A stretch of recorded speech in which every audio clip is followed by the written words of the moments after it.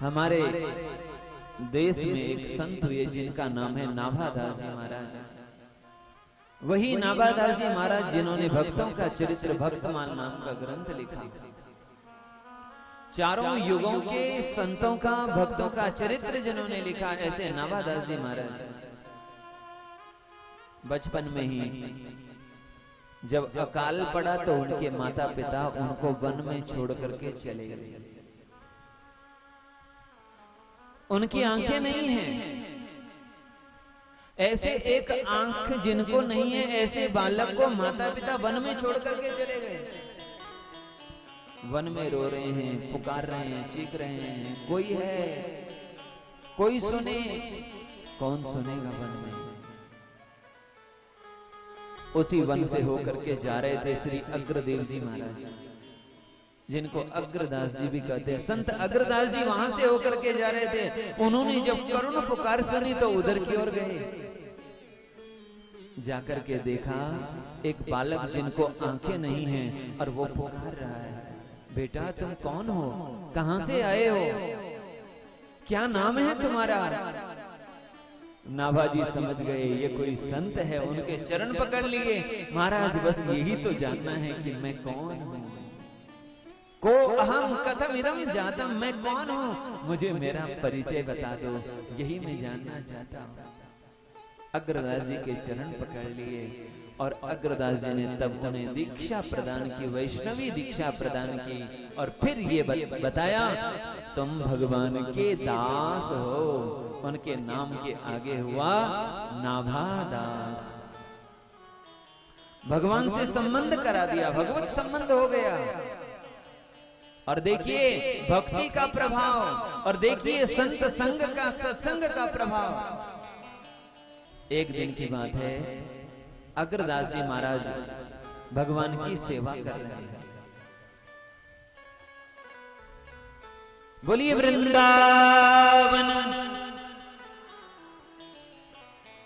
अग्रदास जी महाराज भगवान की सेवा कर रहे हैं, मानसी सेवा। और आप जानते हैं मानसी सेवा क्या होती है, कि मन में बैठे हैं और भगवान की सेवा कर रहे हैं। बहुत अच्छी सेवा है। अब व्यासपीठ से तो बताने की चीज नहीं है, जिसको करनी होगी वो पूछेगा। भाई जिसको भोजन करना हो वो भोजन मांगे, जिसको भूख ही नहीं हो उसको भोजन देंगे तो बेकार ही है। मानसी सेवा सबसे अच्छी सेवा, श्रेष्ठ सेवा कही गई है भगवान की। और वही मानसी सेवा अग्रदास जी महाराज कर रहे हैं। उस समय अग्रदास जी का के एक शिष्य जो बनिक थे, वह समुद्र में कहीं अपना व्यापार का सामान ले जा रहे थे और वहीं तूफान चला, वो भंवर में फंस गए। उन्होंने अपने गुरुदेव को पुकारा, गुरुदेव मेरी रक्षा करो, मेरी रक्षा करो। इधर अग्रदास जी के कान पे उस भक्त की आवाज पड़ी और इधर भगवान की सेवा। अब भक्त को छोड़ें या भगवान को छोड़ें, बताइए। भगवान को छोड़ते हैं तो भगवत सेवा अपराध बनता है, भगवान की सेवा छूटती है। और भक्त को छोड़ते हैं तो उसका विश्वास। इधर भीतर बैठ करके गुरुजी सेवा कर रहे हैं और वहीं बाहर बैठ करके नाभादास जी अपने गुरुजी की प्रतीक्षा कर रहे हैं। नाभादास जी को वो दृष्टि मिली कि मेरे गुरुजी इस समय क्या विचार कर रहे हैं, ये बाहर बैठे नाभादास जी को सब पता चला।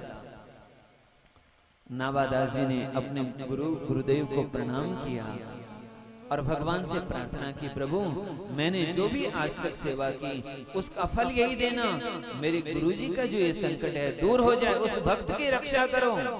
नाभादास जी की प्रार्थना से उस भक्त की रक्षा हुई। अग्रदास जी को जब पता चला, अग्रदास जी ने नाभादास जी को बुलाया और नाभादास जी को बुला करके कहा, अरे तुम तो मेरे से भी आगे निकल गए,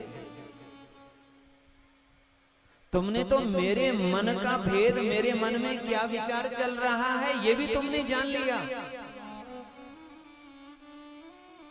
जब तुम मेरे मन के विचारों को पढ़ सकते हो तो तुम अनेक भक्तों के भाव और विचारों को पढ़ सकते हो। तब उन्होंने आज्ञा दी भक्त चरित्र लिखने की, और नाभादास जी महाराज ने भक्तों का चरित्र भक्तमाल के रूप में लिखा।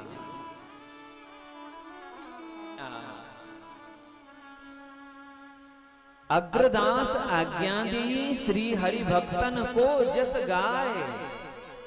अग्रदास जी ने अपने शिष्य नाभादास जी को आज्ञा दी है। नाभादास जी कह रहे हैं अग्रदास आज्ञा दी, हमारे गुरुदेव अग्रदास जी ने आज्ञा दी है कि हरि भक्तन को जस गाए, हरि भक्तों का जस गाओ, क्योंकि भव सागर से तरन का नाहिन और उपाय, नाहिन और उपाय।